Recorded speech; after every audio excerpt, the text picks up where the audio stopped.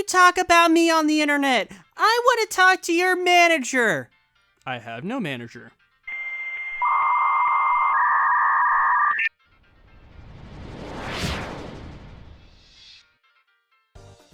Hello folks, my name is Maga Mace, and welcome back to r/entitledparents. And it is good to be back, after my unwanted break. I'm looking at you, circumstances that are beyond my control. Anyways, we have an entitled mother that can't understand that Pokemon Go is here to stay, an entitled mother and an entitled kid that don't understand or want to listen to the warnings about petting OP's dog, and a blind Marshmallow. No context there, you'll understand later, but you have to watch. So, with intros out of the way, let's begin. This story is called EM Calls Police on Us for Playing Pokemon Go by Azakura. Another post about Pokemon Go reminds me of this encounter. When raids were pretty new, my BF and about 7 random people were doing a raid. We were all somewhere between 15 and 30. This looks like a group of random people furiously tapping their phones. The raid happened at a church, and we were decent enough to step to the side out of everyone's way. This was not enough for the entitled mom. EM. Hey! What are you doing here loitering? Random guy. Who? Us? EM. Yes, you! Who else? Other random person. We're playing Pokemon Go. EM. Poco what? Is that one of those violent shooters? I'll call the police. You can't play violent games at a church. EM walks away furious. We were all like, what the happened just now? As luck would have it, there was a cop walking around and EM found him. He got dragged to us and was very confused to see a group of 9 young adults tapping their phones next to a church. At this point, we had beaten the raid and were congratulating each other and celebrating catching the special Pokemon. Us plus random guy. Oh yeah, I got it! Congrats, bro! Aw man, I keep missing. Want me to throw it for you? Officer. No, there's no need to throw phones. Guy who made the last comment. What? I offered to throw his Pokeball for him. It's a game. Officer. Oh, you're playing Pokemon Go? My son loves that game. EM. They are corrupting my children with their violent games. Officer. Ma'am, I don't appreciate my time being wasted. You told me there was a group of violent youths here. EM. Look at them!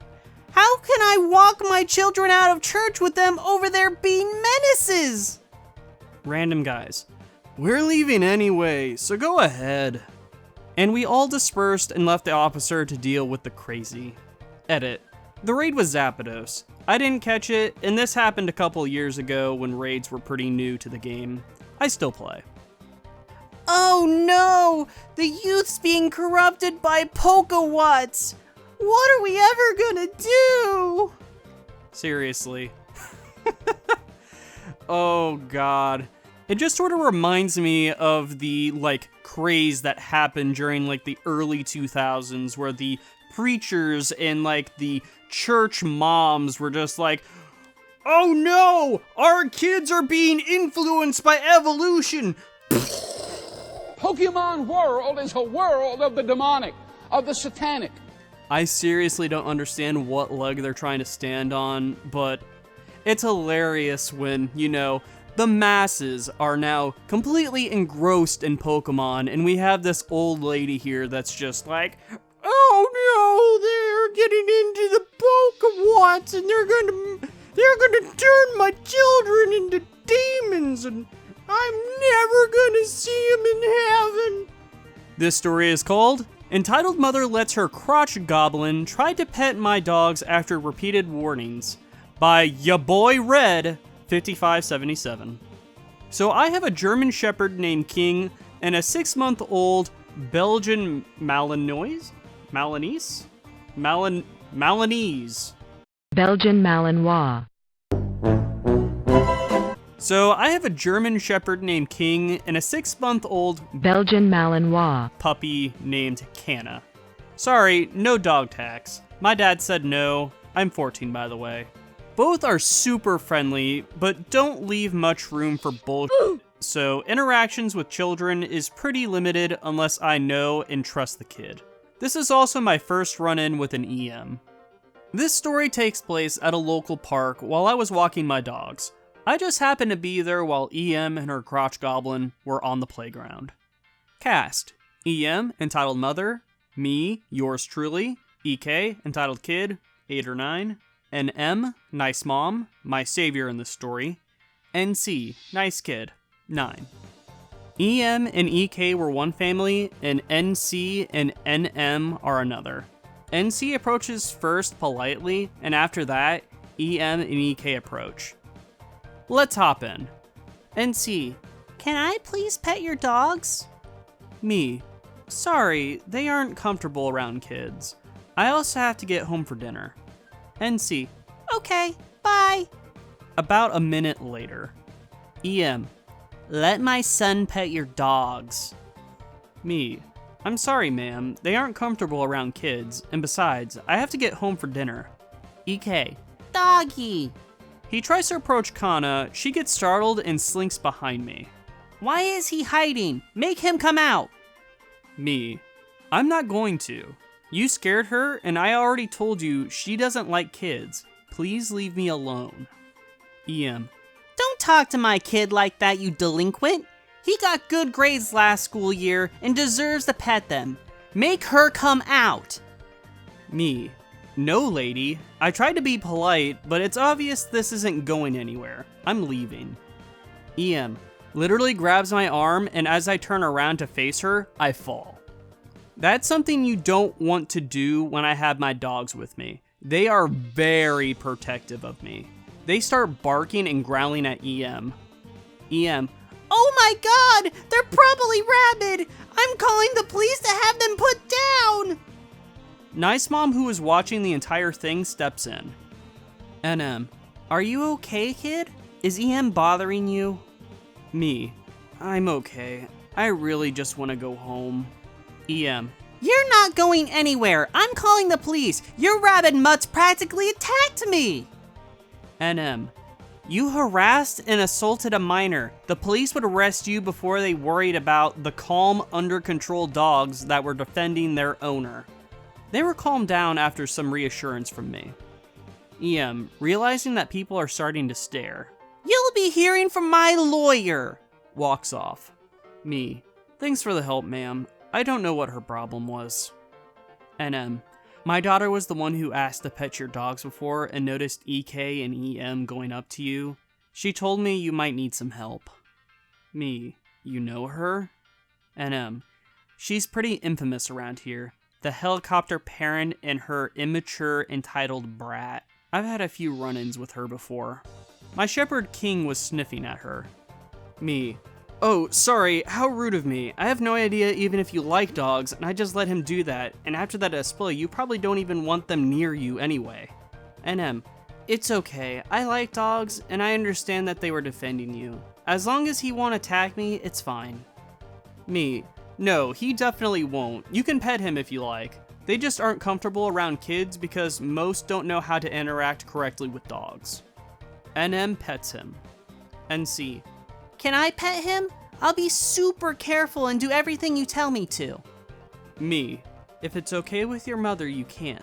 Just don't mess with his ears, face, or tail, and be gentle. NC: Mom, can I? NM: As long as you're careful. NC pets him. Very gently, I should add. King really enjoyed the attention. Everything worked out in the end. I made it home for dinner, NC actually got to pet one of my dogs, and NM gave me her contact information in case EM actually does call her lawyer and I need a witness. My dad was not happy about the situation, and to be honest, neither am I, but I do have a story and I'm able to post it for internet points, so that's a win in my book. Like I have said before, if the owner says do not pet the dog, you do not pet the dog. You do not own the dog, and you can possibly be hurt from that. Do not do that. When I read through it, I'm just like, man, there's no dog tags. You know what? I'll just look for it myself. So I put in German Shepherd in an Elvis costume, and this is the best one I can find. So I'm just like, okay, how about a German Shepherd with a crown on its head? And then I saw this derpy looking German Shepherd painting with a crown on its head. And this is the fruits of that labor. And as a side note, here is the Belgian Malinois. puppies. I chose multiple because they have multiple colors. But look at them, they're also adorable. And then look at this derpy face again. Tell me he doesn't look derpy. Our last story is called Entitled Parents Lose Their Minds Over Blind Marshmallow by Gruppy Luppy. Bear with me here, the title will make sense. Y'all seem to like my last story about entitled Disney World guests, so strap in for round 2. Jesus, we're going in hard! Strap in! One day, I was working with Baymax. He's a squishy, lovable robot. There's a performer inside the costume, of course, who often has problems. In short, the costume is a pain and malfunctions quite a bit. I understand how this can be an inconvenience to guests, but I digress. Anyways, on that day, Baymax had a super short line around 4 p.m. There were no more than 5 to 6 families in line over a period of about an hour. So when Baymax gave me the distress signal, I was concerned for him, but at least relieved I wouldn't be disappointing people who have been waiting for hours to see him. I informed the line that Baymax needed to recharge his batteries immediately, and he'd be gone for 20 minutes at the most. I told them they were welcome to wait if they'd like. Anyways, 4 of the families in line shrugged their shoulders, said they'd be back later, and left. The family who was next in line was furious. The parents ranted about how they were next to meet Baymax and they've wasted all this time waiting to meet him and that I can possibly keep them from getting just a quick picture. Entitled Mom and Dad try to shove their kid past me. Keep in mind that I have no idea what's wrong with Baymax. He could be hurt or sick or something simply might be poking him in an uncomfortable way. I always treat distress signals as if they're life or death because I have no idea what's going on. I stepped in front of the family, blocking them from Baymax while opening the door for Baymax to get back to the break room. I'm sorry folks, Baymax needs to recharge his batteries. He'll be back in 20 minutes max. You're welcome to wait.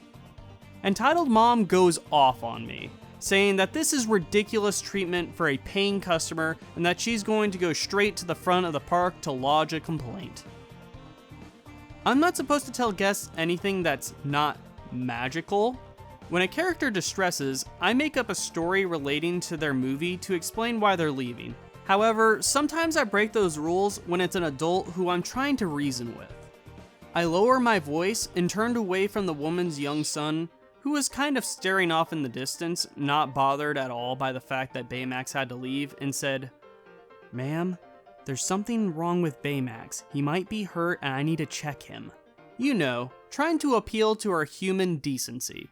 But no, she still grabs her kid and tries to shove him at Baymax. Baymax smacks into me hard.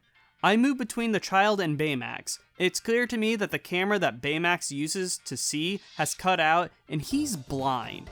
He is a big blind marshmallow that will squish kids by accident and probably hurt himself in the process if I don't get him inside.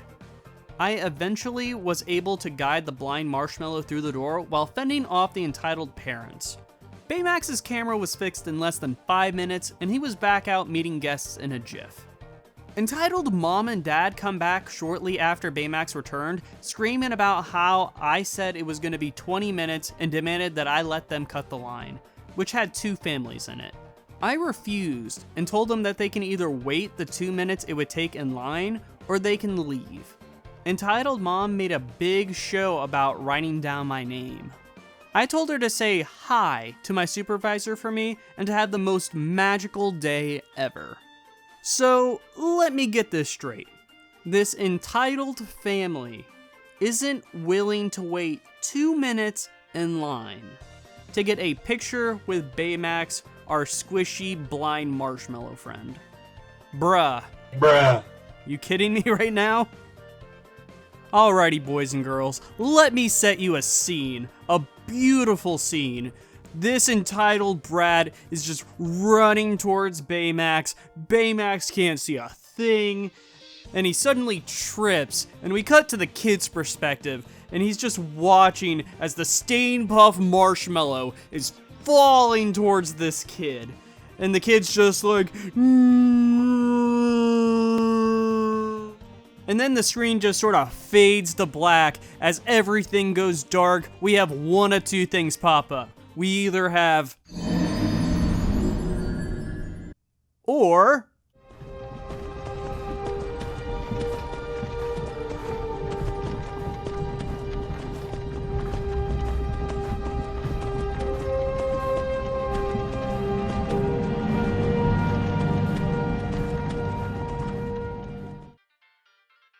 alrighty, that wraps up our stories for today. Thank you all so much for watching. I want to thank our posters for sharing your stories. Links are down in the description. Alrighty, I have news. I've gotten my Twitter in a presentable condition, as well as setting up a Facebook page. It was really weird being on Facebook again, but if you use it, you can keep up with me. If you want to interact with me, I got those for now, and over time, if I am able to spread my media influence, I will go to other platforms. For now though, I will walk around the shadows like a creeper, offering beans and memes from my trench coat and alleyways to my boys and girls on Facebook, Twitter, and YouTube. If you liked the video, let me know by liking the video, sharing the video with your friends, and subscribing.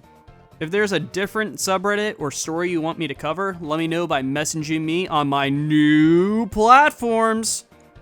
Okay, enough shameless plugs. Lastly, here's the meme of the day, cherry-picked by me, because I think it's necessary on this video and maybe in future videos. I don't know. I'll figure it out. Thank you all for watching, and I wish you a wonderful day.